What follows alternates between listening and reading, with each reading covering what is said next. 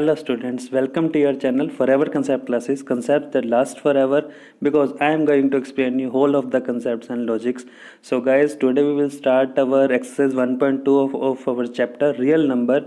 So let's start our first question. First question is express each number as a product of its prime factors. Now अब हम लोगों ने यहाँ पर क्या कैलकुलेट करना है, हम लोगों ने यहाँ पे फैक्टर्स कैलकुलेट करने हैं.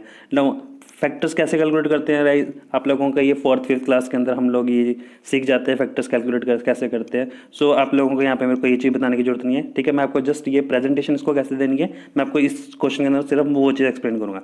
सो 140 के अब हमने अगर हम फैक्टर करें तो 140 factors 2 into 2 into 5 into 7, right. So अब हम लोगों ने इसको प्रेजेंट कैसे करना है, 2⁻² इंटू 5 इंटू 7. अब 2⁻² क्यों, बिकॉज 2 के फैक्टर बार बार ऐसे प्रेजेंट करने की जगह हम उसके उस नंबर के आगे उसकी पावर लगा दें. लाइक कोई 3 नंबर है, 4 नंबर है, ठीक है. लाइक 3 नंबर है, उसको वो 5 टाइम्स रिपीट हुआ फैक्टर्स के अंदर. सो हम यहाँ पे क्या करेंगे, 3⁻5 कर देंगे, राइट. तो इसी तरह से आप लोग क्वेश्चन करना है, ये 156 3825 5005 7429, ये आप लोग इसके क्वेश्चन करना. मैं नेक्स्ट क्वेश्चन में जा रहा हूँ, मैं वो चीज़ एक्सप्लेन करूँगा यहाँ पर जिसके जो आपको जो लॉजिक जो है वो जहाँ यहाँ पे आपको एक्सप्लेन करने की जरूरत है, तो मैं वो चीज़ आप लोगों के लिए एक्सप्लेन करूँगा. Okay. Question is find the LCM and HCF of the following pair of integers and verify that. अब हमने एक ही स्टेटमेंट वेरीफाई करने है. No statement is LCM into HCF is equal to product of two number. अब ये जो statement होती है गाइज, इसके पीछे क्या लॉजिक है, इस लॉजिक को समझने के लिए मैंने यहाँ पे फिलहाल आप लोगों के लिए इस क्वेश्चन को करने से पहले, ठीक है, आप लोगों के लिए मैंने छोटे से 2 छोटी फिगर्स वाले क्वेश्चन 2 फिगर्स लिए हैं क्वेश्चन के लिए.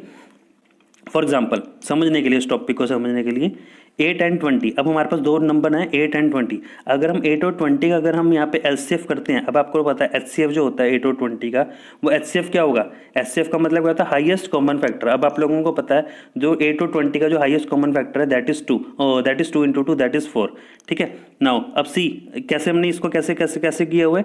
सी अब हमने 8 के फैक्टर्स बना लिए 2 इंटू 2 इंटू 2, इस तरह से 20 के फैक्टर 2 इंटू 2 इंटू 5, ठीक है. सो अब हम लोगों ने क्या करा, एचसीएफ के लिए हम लोगों ने क्या किया, जो चीज़ कॉमन हुई दोनों नंबर्स के बीच जो फैक्टर्स कॉमन है हम उनको हमने यहाँ पे लिख लिया, तो दैट इज अवर एचसीएफ. अब एलसीएम हम लोग कैसे करेंगे, एलसीएम का आप लोगों को पता है एलसीएम हमारा क्या होता है, लोएस्ट कॉमन मल्टीपल, राइट. अब लोएस्ट कॉमन मल्टीपल के अंदर हम लोग क्या करते हैं, 8 और 20 के हम लोग ऐसे मल्टीपल्स निकाल लेंगे जो दोनों में कॉमन आ जाए.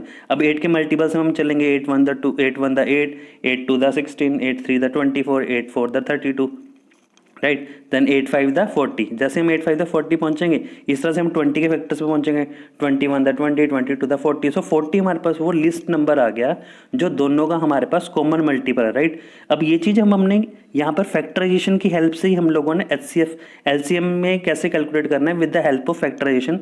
मैं आपको यहाँ पे वो चीज़ समझाऊंगा पहले, ठीक है. सो हम लोग कैसे निकाल लेंगे, आप ध्यान से देखना ये चीज़. हम लोगों ने क्या किया, सबसे पहले एलसीएम के लिए हम क्या करते हैं, जो फैक्टर्स कॉमन है दोनों नंबर्स के जो फैक्टर कॉमन है पहले हम उनको एज इट इज लिख देंगे. अब देखो यहाँ पे दोनों नंबर्स के बीच जो फैक्टर्स कॉमन है वो कौन कौन से हैं, दैट इज 2 इंटू 2.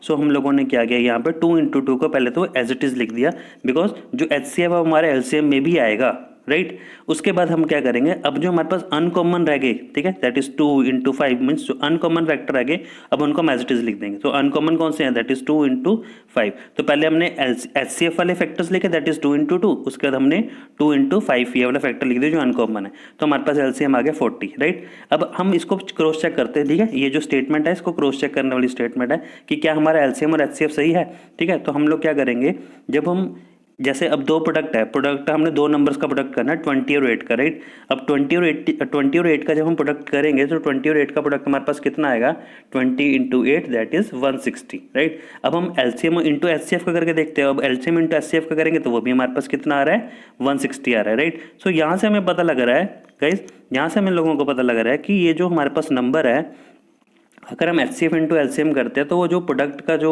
दोनों नंबर का जो प्रोडक्ट होता है वो हमेशा इक्वल होता है. तो यहाँ से हमारी कैलकुलेशन का हमें पता लग जाता है कि हमने जो एलसीएम और इंटू एचसीएफ है वो बिल्कुल सही कैलकुलेट करा है, राइट. सो इसी तरह से ये था कंसेप्ट कि हम ये जो स्टेटमेंट का क्या लॉजिक है, ठीक है. अब ये चीज़ हमने जैसे क्वेश्चन में साइन क्वेश्चन के अंदर अब हम ये चीज़ अप्लाई करेंगे, लाइक 26 एंड 91, राइट. अब 26 एंड 91 में अगेन इसके फैक्टर निकालेंगे 2 इंटू 13, 91 के फैक्टर निकालेंगे 7 इंटू 13, दोनों में जो कॉमन होगा वो हमारा एचसीएफ हो गया. अब एलसीएम एलसीएम के लिए मैंने क्या बोला था, पहले जो दोनों में कॉमन है पहले हमने एज इट इज उसको ले लिया, ठीक है। दोनों में क्या कॉमन है 13, तो 13 का एज इट इज ले लिया। फिर जो अनकॉमन रह गए, ठीक है, अनकॉमन जो रह गए दैट इज 2 इंटू 7, उसको 2 इंटू 7 एज इट इज ले लिया, ठीक है। So that is 182। समझ आया? एक बार मैं फिर से रिपीट कर देता हूँ। एलसीएम के लिए हमने क्या करना है, जो दोनों में जो फैक्टर्स कॉमन है उनको एक बार ही लिखना है।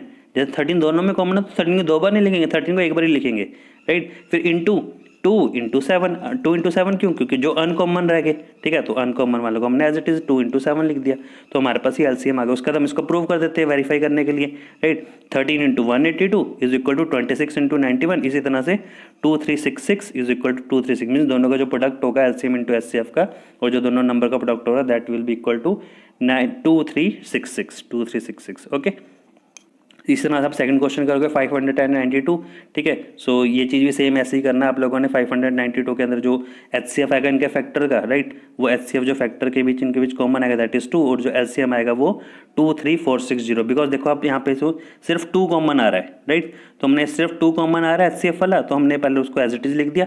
फिर जो बाकी अनकॉमन देखो 3 इंटू 5 इंटू 17, सो 3 इंटू 5 इंटू 17, उसके बाद 2 इंटू 23, उसका 2 इंटू 23। समझ आ गया गाइस? सो हम लोगों ने क्या करना, सिर्फ पहले जो कॉमन आ रहा है एलसीएम के लिए, सिर्फ पहले जो कॉमन आ रहा है उसको एक बार लिखेंगे, फिर बाकी जो अनकॉमन है उन सबको एज इट इज लिख देंगे, राइट। सो हमारे पास एलसीएम आएगा 23460, देन उसको हम इसका वेरीफाई कर देंगे, राइट। वेरीफाई करेंगे और जो हमारे पास प्रोडक्ट आएगा that will be 46920। So hence proved, हम इसको ऐसे लिखेंगे, hence proved right hand side is equal to left hand side. हम लोग इसको ऐसे भी लिख सकते हैं, राइट। थर्ड क्वेश्चन आप लोग करना। आई होप आप लोगों को डेफिनेटली ये क्वेश्चन आप सॉल्व कर लोगे। इन केस अगर आप लोगों को फिर भी कोई डाउट आएगा तो आप लोग कमेंट सेक्शन में मेंशन करना, मैं आप लोगों की हेल्प वहीं पर ही कर दूंगा। ओके, नाउ नेक्स्ट क्वेश्चन है question number 3, find the LCM and HCF of the following integer by applying the prime factorization method, right. अब हम लोगों ने क्या करना, अब पहले जैसे दो फैक्टर्स थे, दो नंबर्स थे, हमने उनका फैक्टर्स करने थे। अब यहाँ पे 3 नंबर होंगे तो सेम उसी मेथड से चलेंगे। उसी प्रोसेस से पहले 12 के फैक्टर्स कर दिए, फिर 15 के फैक्टर्स, फिर 21 के फैक्टर्स, जो इन तीनों में कॉमन हुआ। अब देखो आप यहाँ पे कॉमन क्या है हमारे पास, यहाँ पे हमारे पास कॉमन क्या है 3 कॉमन है, तो हमारे पास 3 एचसीएफ हो गया, राइट। फिर एलसीएम के लिए हम लोगों ने क्या करा, एलसीएम के लिए हम लोग क्या करेंगे, हम 3 इंटू 2 मीन्स जो हमारे पास कॉमन है, सी 3 कॉमन है, 3 को हमने एज इट इज ले लिया। फिर जो अनकॉमन रह गया, अनकॉमन कौन से रह गए, फिर सी पहले 3 ले लिया, फिर अनकॉमन कौन से रह गया 2 into 2, 2 into 2 into 5 into 5 into 7 into 7, because 3 तो हमने एज इट इज एक बार ही ले लिया था कॉमन के लिए। सो हमारे पास एलसीएम आ गया 420, ठीक है। और यहाँ पर अब हमने इसको प्रूव करने की जरूरत नहीं है, ठीक है। उन्होंने हमें सिर्फ क्या बोला हुआ है, सिर्फ एलसीएम और एचसीएफ की कैलकुलेशन के लिए बोला हुआ है। सो हम लोग सिर्फ एलसीएम और एचसीएफ कैलकुलेट करेंगे, right. Okay, next one is question number 4। ये बहुत इजी क्वेश्चन है। Given that HCF of two numbers are 306 and 657, और उनका हमें एचसीएफ दे रखा है 9।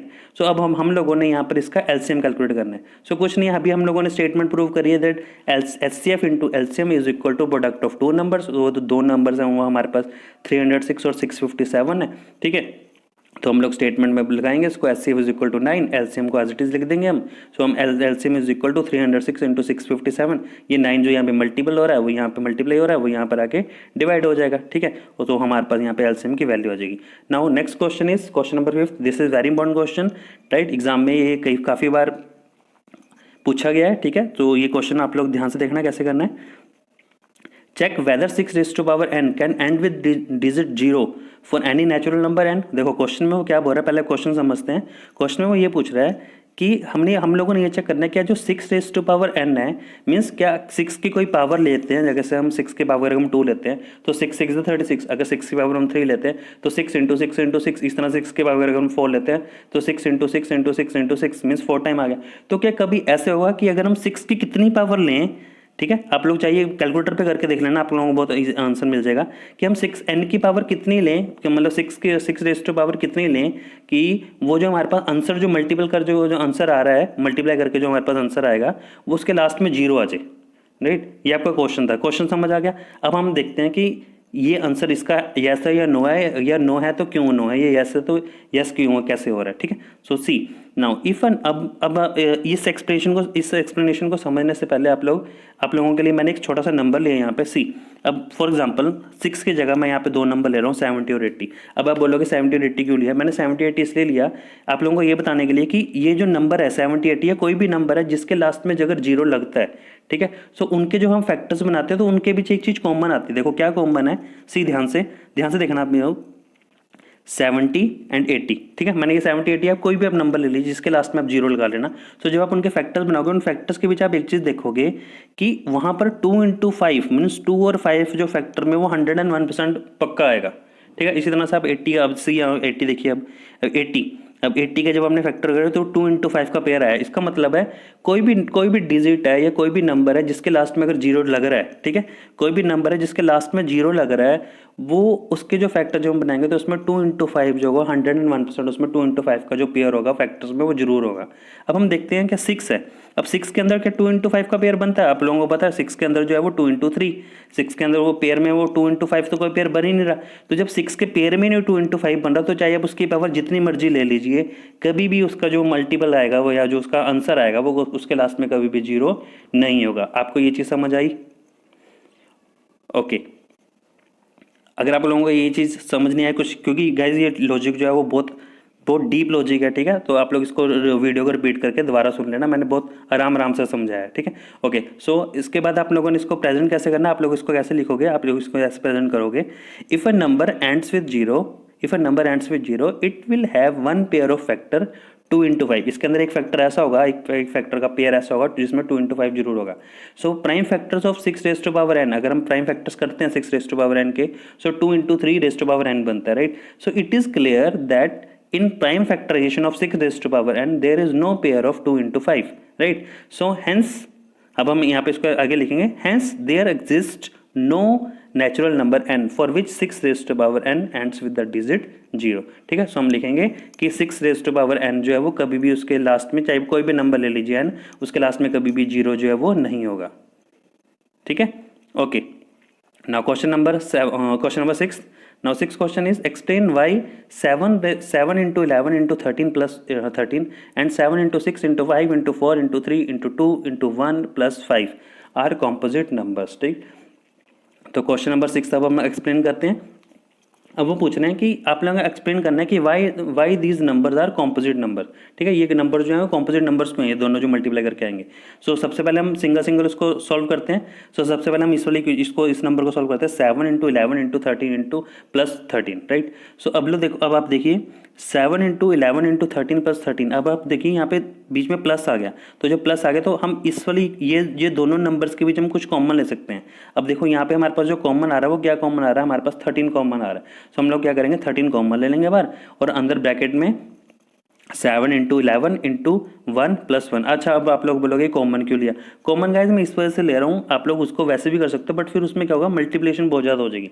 तो मल्टीप्लिकेशन ईजी करने के लिए ये मैंने ये स्टेप ले लिया, ठीक है। सो आप लोग भी ऐसे ही करोगे, इससे क्या होगा, हमारी कैलकुलेशन बहुत फास्ट हो जाएगी। सी अब देखो हमारे पास कितना ईजी कैलकुलेट, हमें कुछ कैलकुलेशन सीधी हम ऐसे ही कैलकुलेट कर सकते हैं। सी नाउ 13 इंटू 7 इंटू, अब 13 को बाद में मल्टीप्लाई करेंगे, 7 into 11 that is 77, 77 into 1 77 plus 1 that is 78। तो 78 को 13 से मल्टीप्लाई करेंगे तो हमारे पास जो नंबर आएगा, अब आप खुद देखिए 13 इंटू 78 को जब आप मल्टीप्लाई करोगे तो हमारे पास जो नंबर आएगा वो हमारे पास नंबर क्या आएगा, प्राइम नंबर होगा या कॉम्पोजिट नंबर होगा? Obviously it will be composite number, because prime number हमारे वो नंबर होता है जिसका जो फैक्टर होता है या तो सिर्फ उसका फैक्टर 1 होता है या फिर उसका फैक्टर वो नंबर इटसेल्फ होता है, ठीक है।